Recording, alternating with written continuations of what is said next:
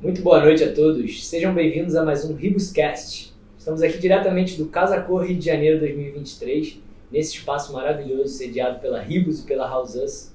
Eu sou Eduardo Galvão, marketing leader da Ribus, e estarei hoje sendo host desse papo incrível, dois grandes empresários. Estou aqui ao meu lado, nosso grande convidado, o Ernesto, CEO da GGP, um grupo empresarial com diversas iniciativas aí no ecossistema de inovação, tecnologia, imobiliário e muito mais. Marcelo Magalhães, CEO da Ribus e da Agrega Terrenos.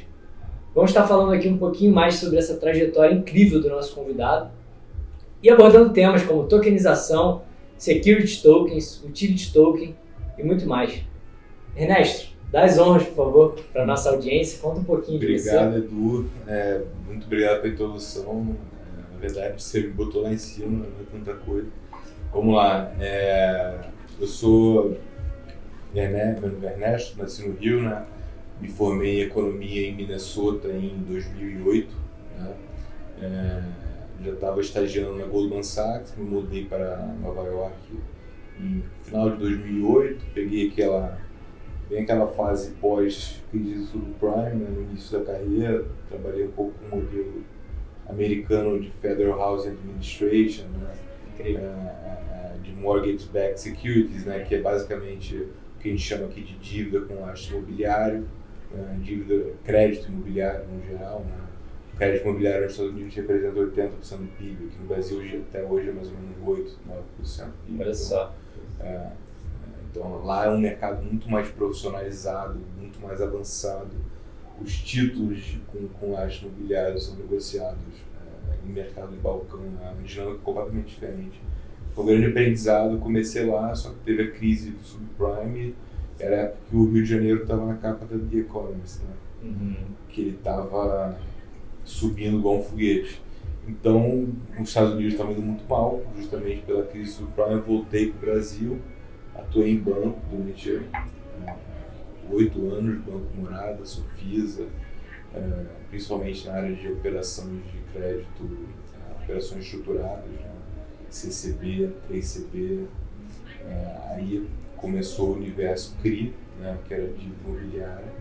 Foi a primeira vez que comecei a trabalhar com instrumentos de dívida imobiliária no Brasil, né, que é o certificado de recebível imobiliário, que são títulos com alienação fiduciária, que se empacotam no CRI.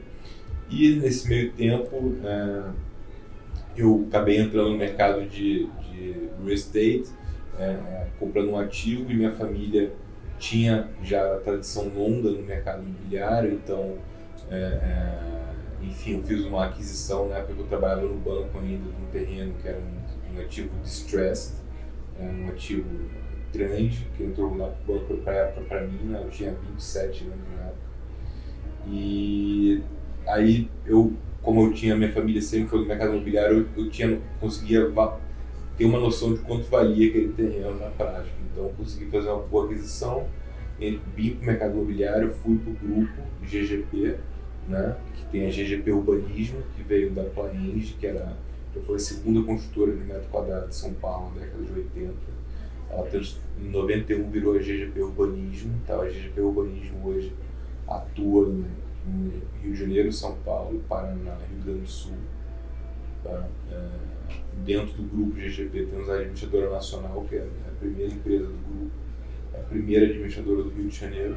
Tinha uma discussão uma época aí. Uma tradição aí, né, de geração em geração, assim como a Ribus, né? Uma história aí de família, né? Muito legal isso. Como o Marcelo também tem muita história aí, né? Então, tem até um negócio engraçado de ver com tecnologia, que tinha literalmente assim, não, eu sou a primeira, não, eu sou. Agora, se pergunta pro ChatGPT quem é a primeira do Rio de Janeiro, ele fala, a Nacional.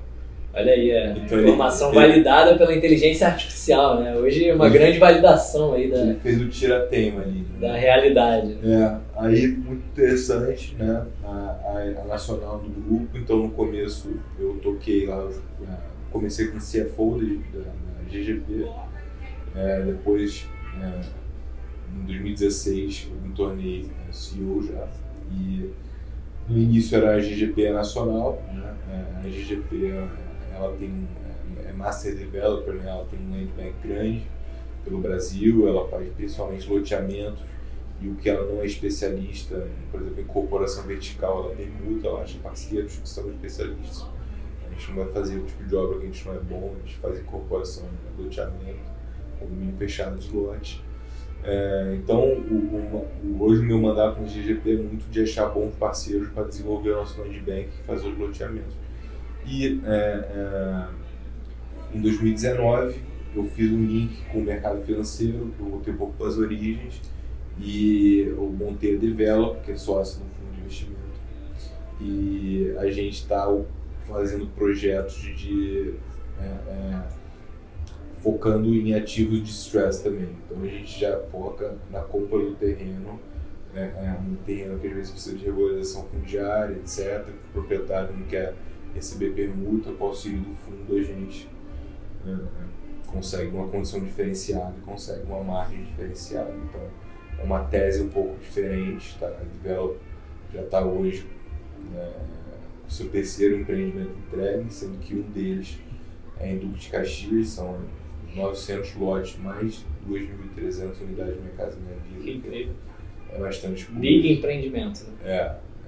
Aí só eles são 3.000 unidades. Tá? Obviamente a gente não faz tudo, a gente faz loteamento e permuta, né? Acha parceiros que façam, que eles são especialistas. E agora em 2020 teve a startup que a gente investiu, que é a Lobier. A Lobier é uma gestora de short-term rental. Você é a queridinha do grupo, a startup recém-comprada. A queridinha do grupo e está ficando do mercado também, que está recebendo um interesse muito interessante. Muitos incorporadores já vindo para a gente na hora da estruturação do produto. É um mercado que tem uma demanda. Vamos lá, o que é a Lobier? A Lobier é a solução de moradia flexível de baixa metragem em boas localizações. No Rio de Janeiro, devido ao plano diretor ser como é, a gente não consegue, igual São Paulo, fazer NRs. São Paulo você tem 60 mil NRs sendo entregue agora. No Rio de Janeiro você não tem nada de estúdio sendo entregue. Por quê? O nosso plano diretor não permite isso. Então, é um produto que a sociedade está demandando, e você vê isso pelo preço de aluguel de flat. Então, eu estava fazendo um MBA de Data Science e estava fazendo uma análise em cima do Data FIPZAP. É um banco de dados conhecido. Grande indicador do mercado. Né? É um dataset grande que eu estava usando para fazer algumas estatísticas durante o curso. Hoje em dia é aberto, né? Eles fazem esses estudos de metro quadrado. É aberto, tem um aberto, tem uma versão que se quiser mais específico, eu acho que tem que pagar. Agora, continua sendo um banco de dados mais completo de preço e variação mensal, tanto de aluguel quanto de venda. Então a gente está fazendo muita estatística em cima disso. Eu reparei, a gente ficou claro para mim, que os dados mostravam que apartamentos de baixa metragem, por exemplo, Leblon e Ipanema, na Zona Sul, apartamentos de até 40 metros quadrados, o aluguel era quatro vezes superior à média de 3 quartos, entendeu? Então, um apartamento de 1 quarto, sala, por exemplo, no Leblon, alugava 4 vezes o valor do metro quadrado. Então, se um alugava por R$50 o metro quadrado, um de 4 quartos, um de 1 quarto alugava por R$200 o metro quadrado. Talvez pela escassez, né, de ter menos alternativas no mercado. Talvez exatamente por isso. Tocou num ponto crucial. Por o nosso zoneamento não permitir novos empreendimentos e não ter mais terreno também nas regiões onde esse produto é demandado, principalmente Zona Sul e comecinho da Barra, que são regiões que tem metrô, são regiões, enfim, que são propícias a esse tipo de empreendimento. Nesses lugares você não tem zoneamento. O que a Lobier começou? Esse é um lado, estava faltando esse tipo de produto. O outro lado é o seguinte, é o lado dos hotéis. A gente, hoje, um dos sócios da Lobier é um grande investidor de condo hotel. O Rio de Janeiro saiu de 2010 de ter 10 mil quartos de hotel para 2020 60 mil quartos de hotel.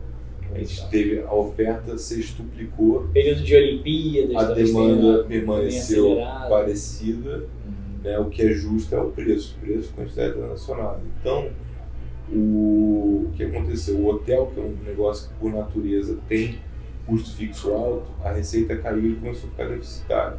Então você tem um universo gigante de condotéis no Rio de Janeiro que são hoje deficitários. E a Lobier nasceu para atender essa dor. Porque o que é um hotel? É um prédio, quartos pequenos, bem localizado, né? Só que a operação dele é muito onerosa, a operação tradicional. Então a Lobier, ela entra no prédio, a gente faz uma conversão de comercial para residencial. Com isso tem uma economia nas contas de concessionários, como água. A água é 1/3 do preço residencial para comercial. E a gente faz uma gestão de short-term rental residencial com serviços, entendeu? Que é muito parecido. Então a pessoa pode ficar desde diária até mensal. Tá? Muito bom. O nosso primeiro empreendimento foi o ex-Botafogo Mercury, ali do lado do BTG Pactual, na praia de Botafogo. Sei. E hoje a gente está com 8 ex-hotéis. Então, a Lobier, e foi um crescimento orgânico. A Lobier tem 1 ano e meio. Tá? E o que a gente entrega para o proprietário? É rentabilidade. O proprietário ele comprou aquele ativo lá atrás para ser um ativo de renda. Né? Como é que funcionava o modelo?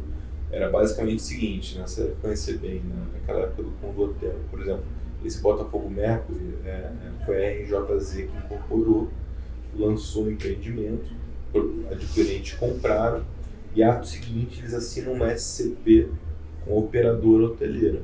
Né? Qual que era o objetivo daquilo ali? Não era para morar, era para renda.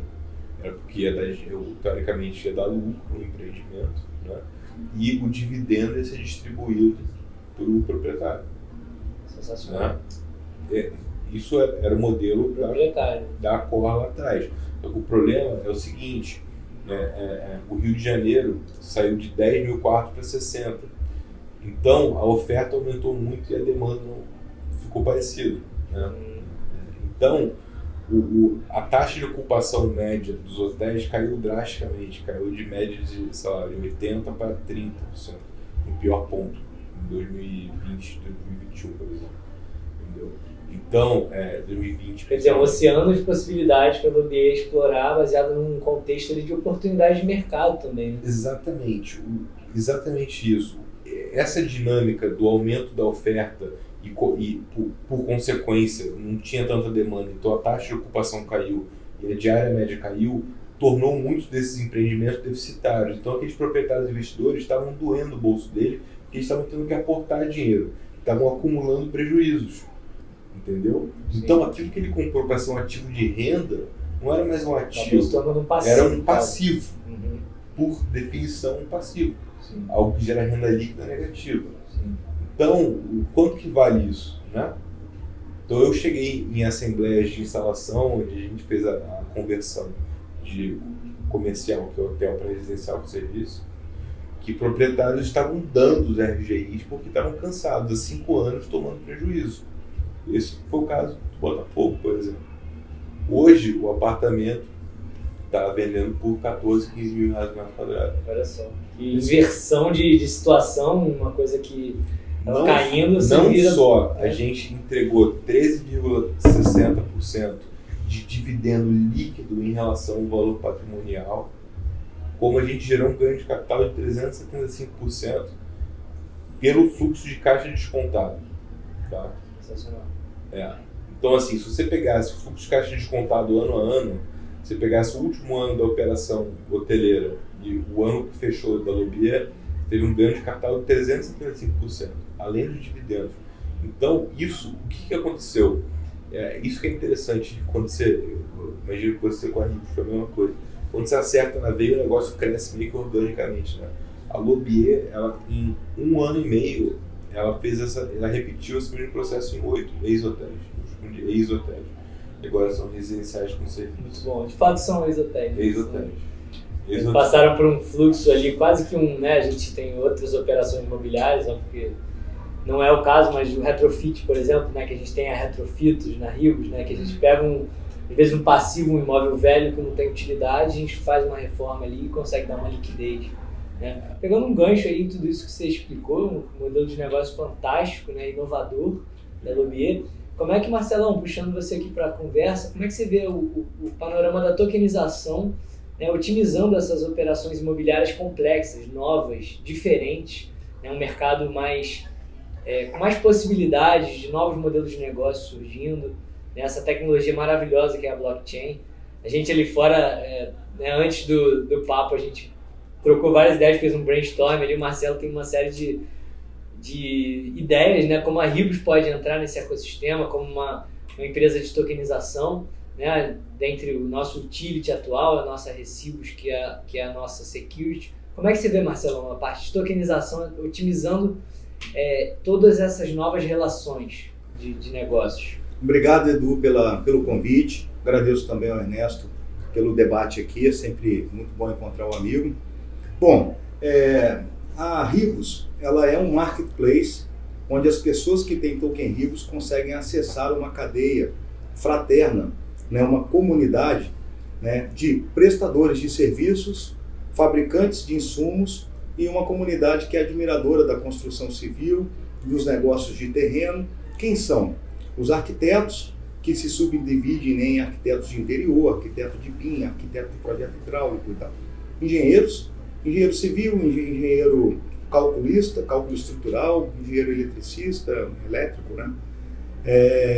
Intermediários, corretores, lobistas, mas o nosso maior banco de dados são proprietários de ativos e a gente sabe selecionar quais são os ativos produtivos, né, que se possa empreender e edificar em cima desses ativos.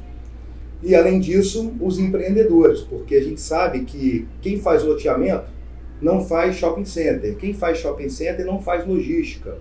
Então o mercado imobiliário, né, Edu, ele movimenta uma cadeia muito forte do PIB, mas se a gente parar para pensar, ele é muito segmentado, né? Tá. Então, a Ribus, por exemplo, o que a gente acredita é que a tokenização imobiliária ela pode trazer ferramentas para compliance, para governança, para gestão. O brasileiro ele pensa muito em tokenizar o metro quadrado, como em alguns países é permitido. Mas a gente quer fazer o nosso processo operacional que já funciona, com o uso da tecnologia ser mais confiável, a gente leva mais transparência através do blockchain e segurança a quem participa desse ecossistema conosco. Então, o Ernesto ele é muito parecido com a minha família, mas o que ele faz nós não fazemos.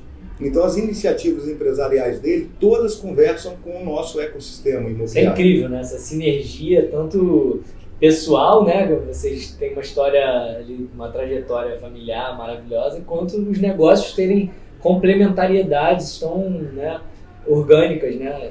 Isso é muito interessante. Então, na área de administração condominial, eu acredito que dentro desse ecossistema funcione muito bem com o token utility para acesso, para bonificações, premiações, descontos, vantagens, token utility Ribus na essência. Mas também dentro desse ecossistema cabe o security token, né? Então a Ribus ela tem uma das AS que se chama Recibos, o abrigo desse token que requer uma série de vantagens e propósitos que o utility não tem, tá certo? Então na área de administração eu acredito que além do compliance, da governança, também crie-se ferramentas de agilidade na compra e venda, na locação e principalmente para o negócio funcionar de uma forma mais digital. E a gente levar a oportunidade desse business a mais pessoas através da democratização e do fracionamento via token. Além disso, a conexão da Ribus com a Lubier, por exemplo, nós podemos fazer a conexão da Lubier com a Abraemp, com a incorporadora Abraemp, que vai lançar agora em Itaipava um terreno simplesmente fantástico. Eu não conheço um terreno tão bom em Itaipava quanto esse.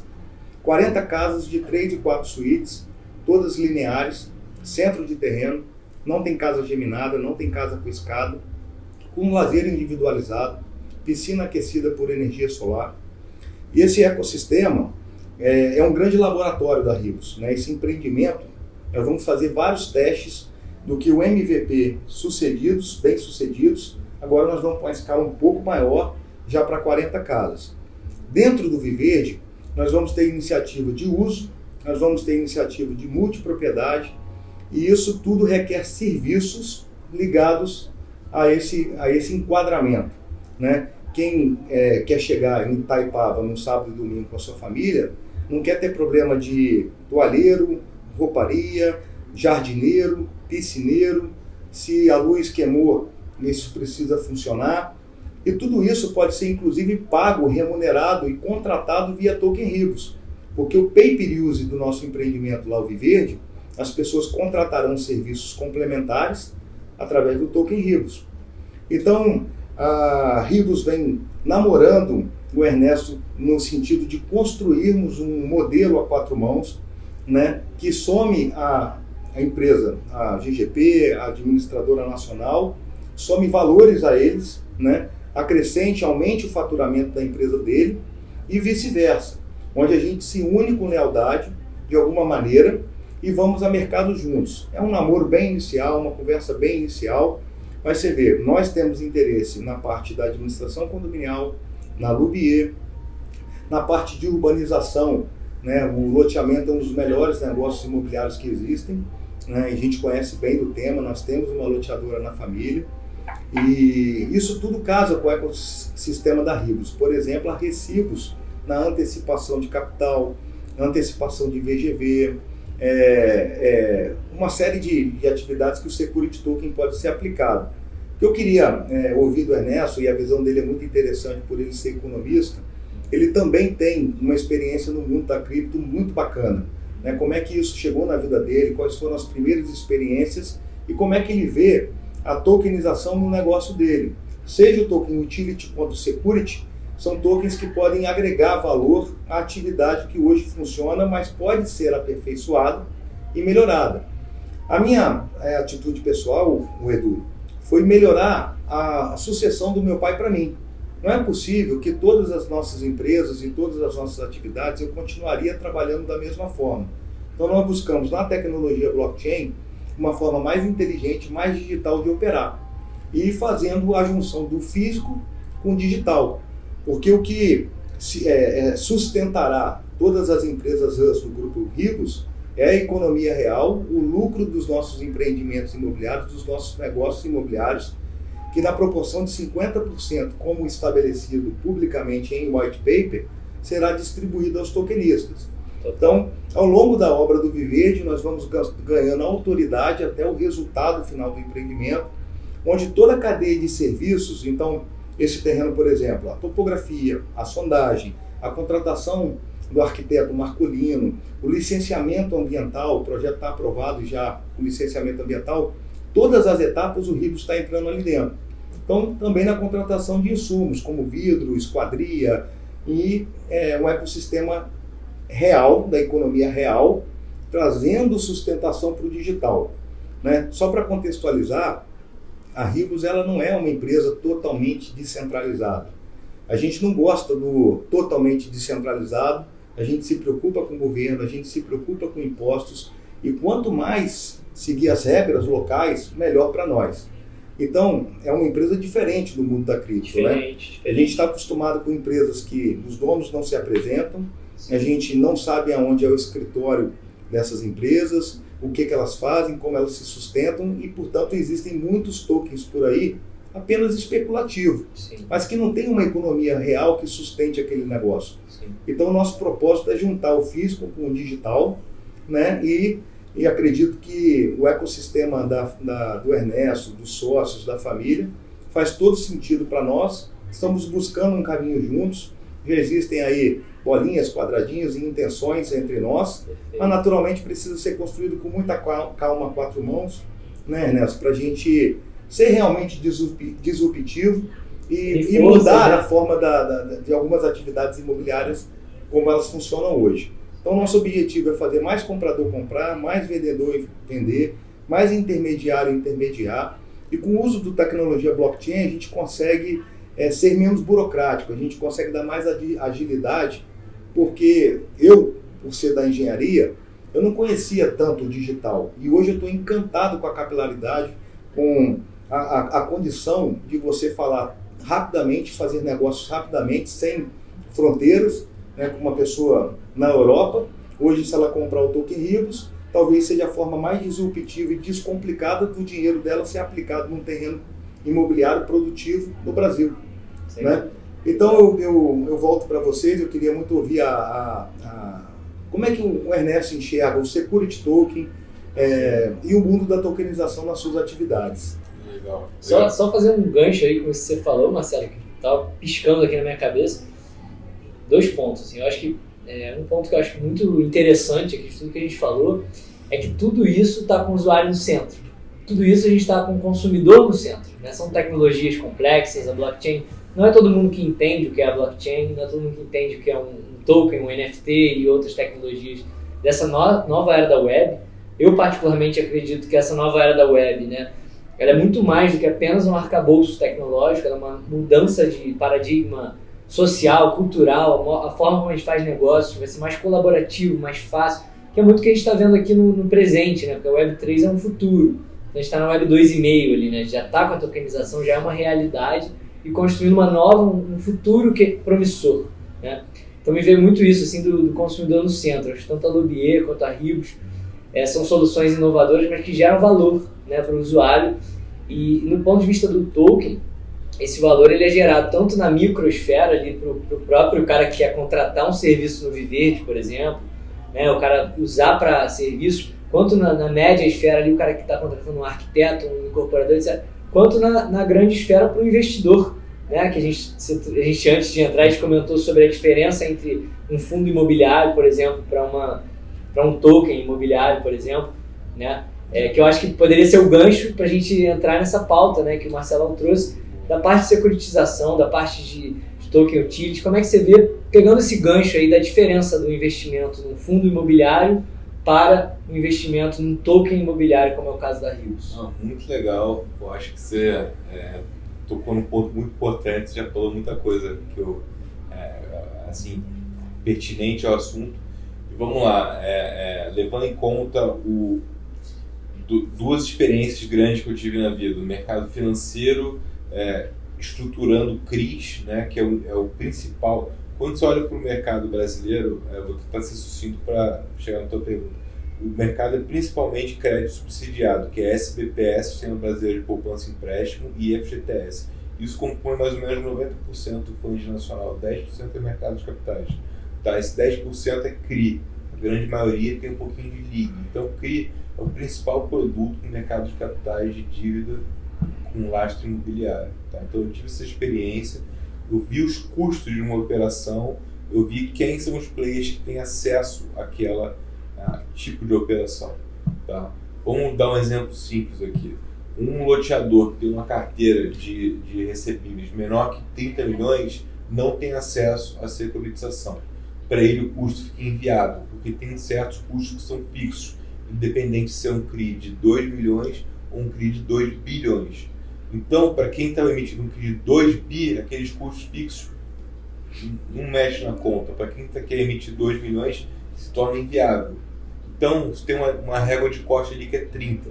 Tá? Fora isso, então, vamos parar nesse ponto aqui. 30 milhões é a linha de corte. Um token, por ser contrato inteligente, auto-executável, você consegue fazer isso com um ticket de R$100. E todos os agentes que trazem segurança para a operação tradicional, que é uma emissão, por exemplo, de CRI, você tem o rating, agente fiduciário, distribuidor, liquidação e custódia e securitizadora. Você tem agentes que recebem grana, percentuais e FIIs para fazer o quê? Fazer o contrato ser cumprido. Né? Como é que funciona geralmente? Você tem a cota sênior e a júnior. A júnior 80% é antecipada. Então, a pessoa que tem, por exemplo, 100 milhões a valor presente para receber, isso já tirando os descontos da securitizadora, o desconto que o tomador está dando no valor presente dele, que ele tenha 100 milhões para receber de fato depois de todos os descontos. Ele vai de fato receber 80 e 20 vai ficar como garantia para caso tenha alguma inadimplência naquele fluxo de 80. Quer dizer, já embute ali o risco do negócio. Isso, tem garantias colaterais. Então, além de ele tomar todos esses descontos, que é o desconto a valor presente, né, que é basicamente o deságio que ele vai ter na carteira dele, o custo de estruturação e as coobrigações e subordinações que uma operação tradicional traz, ela torna a operação muito onerosa e só para grandes players. Então o token traz a mesma segurança de todos esses agentes, só que em contratos auto-executáveis. né? E eu confio muito mais na imparcialidade do programa de computador do que numa pessoa que pode estar de mau humor naquele dia, pode, enfim, por alguma razão querer travar o dinheiro por um problema de liquidez dele ou não. Então o computador é imparcial, dado que A aconteceu, B faça, entendeu? Então você consegue trazer isso para trazer essa mesma lógica de garantias, né, num instrumento de dívida no mercado tradicional que tem esses custos excessivos, para uma lógica do smart contract com token, né? Então o que acontece na prática? O intermediário que come essa gordura toda vai sumir. Então quem está vendendo o seu crédito vai receber mais dinheiro, quem está comprando o produto financeiro vai render mais. Então, é o que você falou na sua pergunta, é o usuário, está atendendo ao usuário. E outra coisa que tem muito interessante é que o token, por o blockchain ser público, auditável, você diminui a simetria de informação. Não tem pegadinha. Você consegue auditar o contrato. Quando você reduz a simetria de informação, você reduz spread. Isso é em qualquer mercado, né? Por que o mercado americano, o taxa de juros é muito mais baixo que o Brasil? Nem tem outras coisas, porque lá tudo é mais previsível. Você sabe o que vai acontecer, as regras são claras. Isso diminui o risco percebido pelo mercado. Se você tem um smart contract, uma blockchain consolidada, auditável, um contrato publicado, autoexecutável, dado que A aconteça, faça B, para mim isso traz muito mais segurança do que você confiar em 5 agentes diferentes, agente fiduciário, liquidação e custódia, enfim, né? Todos esses agentes envolvidos numa operação normal de securitização, por exemplo, ou de emissão de dívida, né? Enfim, então o token, a tokenização, a parte do security token, na minha visão, ela veio para trazer eficiência, e eficiência é a palavra do mercado, né? Tudo que trouxe eficiência cresceu, e são dores latentes, cresceu de forma exponencial, né? Sim, com certeza. Por exemplo, a internet trouxe eficiência. Olha o que aconteceu com a internet, né? Eu gosto muito de dar o exemplo seguinte, que o blockchain, né, é a grande inovação. E o pessoal, às vezes, eles têm dificuldade de entender como é que o blockchain funciona, porque não é tão trivial, né? Como é que os reais vão se juntando, enfim, como é que é o conceito do blockchain. Mas o importante é entender que o blockchain é um protocolo, que nem a internet é um protocolo. Então hoje as pessoas usam celular, usam um aplicativo de banco que roda no protocolo TCP/IP.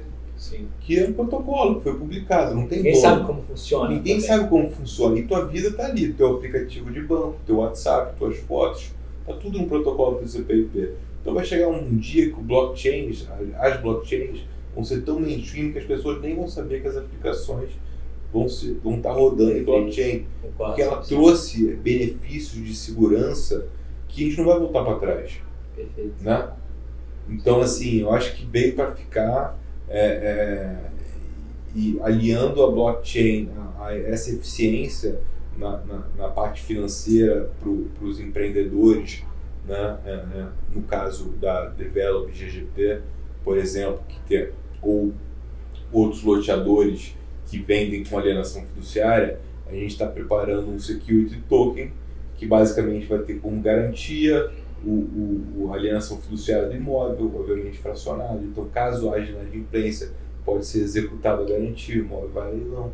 Então, ele vai ter toda a estrutura de um tradicional instrumento de dívida imobiliária, só que tokenizado, rodando numa blockchain, né, com os custos baixos inerentes à blockchain comparado com o mercado tradicional. Então, esse eu estou dando um exemplo do loteador que vende parcelado em 240 vezes e tem que fazer obra em 24 e fica com fluxo de caixa descasado. Esse cara precisa de dinheiro para fazer a obra.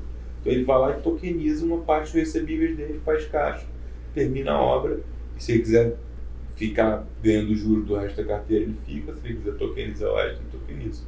Outro lado, por exemplo, da Lobia, que eu vejo uma aplicação muito interessante. Né? O que é a Lobia, como eu estava falando? Hoje a gente tem 8 ex-hotéis, tudo são investidores. Ninguém mora lá. E não tem de brincadeira. Aquilo ali é para dar dinheiro, para gerar renda. Né? Então, se você puder oferecer para o proprietário, se por alguma razão ele precisar de liquidez, você antecipar 6 meses de receita dele, é um produto muito interessante. Você tokeniza 6 meses de recebimento do hotel dele. É muito da Recibos, né? Muito. Né? Então, assim, a gente poderia ficar falando horas aqui. Eu acho fascinante esse assunto. O Marcelão é meu ídolo aqui, porque ele é muito legal ver tudo que você fez. Cara, realmente, eu fiquei impressionado, assim, quão profundo você foi, tão rápido, assim, ele já avançou muito na parte do utility, né? Já pioneiro total no Brasil. Parabéns, eu sou fã. E, enfim, vamos pensando aí nessa parte do security, que eu acho que é outro universo gigante. E assim, a proposta da Ribus é justamente isso, né? Identificar qual é o objetivo dele empresarial, como nós podemos somar, trazendo a ele o que a gente já construiu, e ele também a nós. Como é que podemos colaborar mutuamente a nos unirmos e irmos a mercado juntos, né? Com lealdade, buscando o mesmo objetivo. E é o convite aqui, viu, Ernesto? Que a gente desenvolva negócios juntos, que seja bom para todos, para o tokenista, para a Lubier, para o seu grupo empresarial, para nós também, e que a gente consiga melhorar o mercado imobiliário através do Token Utility, do Token Security. Estamos nesse rumo. Só para contextualizar, o Real Digital está sendo concebido com o uso da tecnologia blockchain.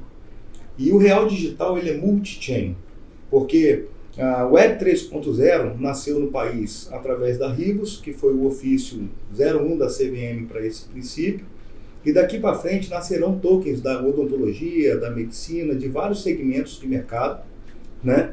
E esses tokens vão se cruzar entre si com o uso da tecnologia blockchain. Às vezes as pessoas me perguntam qual é a similaridade entre Ribus e o Bitcoin. A única coisa é o uso da mesma tecnologia, né? O Bitcoin, a tecnologia blockchain é tão forte que ela criou um dinheiro digital como consequência, que nunca foi hackeado. Existe Bitcoin vermelho, Bitcoin laranja e tal, porque existem produtos falsos. Sim. Mas a tecnologia blockchain nunca foi hackeada, e o que me interessou foi a tecnologia, que é como a fundação do prédio. Só que trazendo a um token, um lastro imobiliário, uma conexão imobiliária ao mundo da economia real, ao mercado produtivo, lucrativo, que a minha família já faz há muitos anos, para poder sustentar tudo isso, né? Então fica o amplo convite da nossa empresa, da gente se conectar, se aproximar, você conhecer os líderes, os CFO, os C-levels da empresa, os PMOs da empresa, as cabeças executivas, sem pressa nenhuma, a gente buscar soluções para o mercado. Eu acho que é isso que a Lubier vem trazer aqui. Sim. Ela não está preocupada com ela está preocupada que tem uma carência de mercado, um buraco no mercado, né? E ela rapidamente cresceu de forma orgânica por isso, né? A mesma forma a Ribus, a House, que estão crescendo de uma forma orgânica, que nós estamos atendendo uma encomenda, uma necessidade do mercado em si. Parabéns pelas iniciativas empresariais, tamo junto. E fico muito feliz aí. Isso é muito, acho que o Marcelo pulsa a cultura Web3, né? Você pulsa essa cultura de vir fazer negócios com a Ribus, foi algo que eu peguei muito contigo, né? Nesse período que a gente está junto, de, cara, venha fazer negócio. Eu acho que isso representa a essência do que é a Web 3.0, né? Do ponto de vista cultural e comportamental, que acho que é o que mais me fascina, muito mais do que a tecnologia, porque a gente ainda está entendendo, né, os impactos disso tudo. E aqui, muito incrível o que a Ribus vem fazendo, é muito incrível, realmente muito histórico. Aí o Ernesto reconhecendo aqui como empresário de sucesso também, isso é muito legal. E acho que por hoje é só. Considerações finais, se vocês tiverem aí para nossa audiência. Não, vamos lá. Acho que o elogio é legítimo, é realmente impressionante o que vocês fizeram, conseguir validar nos órgãos, como o Marcelo falou, né, no Firebreeze, Solid Proof. Cara, é realmente pioneiro. Eu imagino a dificuldade e assim, tem que valorizar porque você investiu num momento que ainda não era tão claro que isso ia ser uma realidade, né? Perfeitamente. Então, acho que esse é o grande valor, esse é um dos grandes méritos que você tem. Parabéns, assim, para vocês. Né? Obrigado. O Marcelo não faz tudo sozinho. É um time. Ele sabe lidar com pessoas, né? Mas assim, parabéns para vocês, pessoal. Muito animado aí para as parcerias que podem surgir aqui. Tá? Foi um prazer e assim, é um assunto muito assim, fascina, dá pra gente falar bastante tempo, mas acho que por hoje é só. Fica o convite aí para novos podcasts, você contar a sua história de Bitcoin em 2011, acho que isso é muito interessante, o cara tá um dinossauro aí no mundo cripto, né? Acho que foi quando perto dos primórdios, aí acho que fica um convite pra gente também destrinchar mais esses assuntos, é muito fascinante realmente tudo isso que envolve essa grande revolução, né? Interessante. Deixa uma próxima, então a gente entra nessa como é que foi a história do Banco Bit. Maravilha. Marcelão, considerações finais aí pro pessoal? Bom, quero agradecer a todos, né, pela audiência, você, Edu, pelo convite, Ernesto, pela presença. Mas o que a gente quer somar, né? Somos 2 grupos empresariais do bem, as empresas sem ônus, empresas que têm objetivos em comum e são complementares, né? E quando as pessoas me perguntam muito como é que eu começo na tokenização, né? Um incorporador, um loteador, todos os dias, como é que eu começo? A minha sugestão é se conectando com a Ribus. Porque, por exemplo, no caso do Security Token, nós estamos muito avançados na Recibos, uma plataforma pronta que a gente já vem investindo há 10 meses nela, e ela é bastante versátil e do ponto de vista legal também muito avançada, né? Então, eu acho que a melhor maneira das pessoas começarem não é tentando fazer sozinha. A gente está desde 2014 investindo em back-end, front-end, em programação. O que fez a minha família acreditar nisso foram os meus resultados ao comprar cripto a partir de 2014, porque o resultado em si é o que a família vê, o que os amigos veem, e aí falou, também quero participar desse ambiente novo que está chegando, que é o Web 3.0 no país.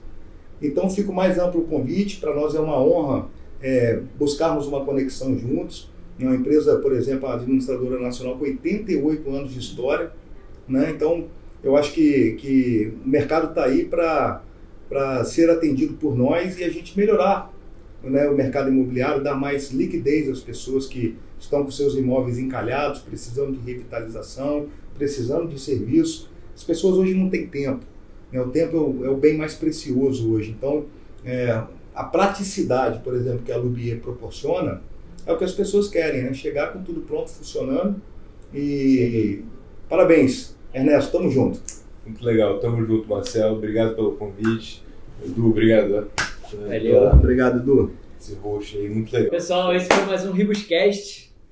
Fique com a gente aí, se inscreva no nosso canal. Até a próxima.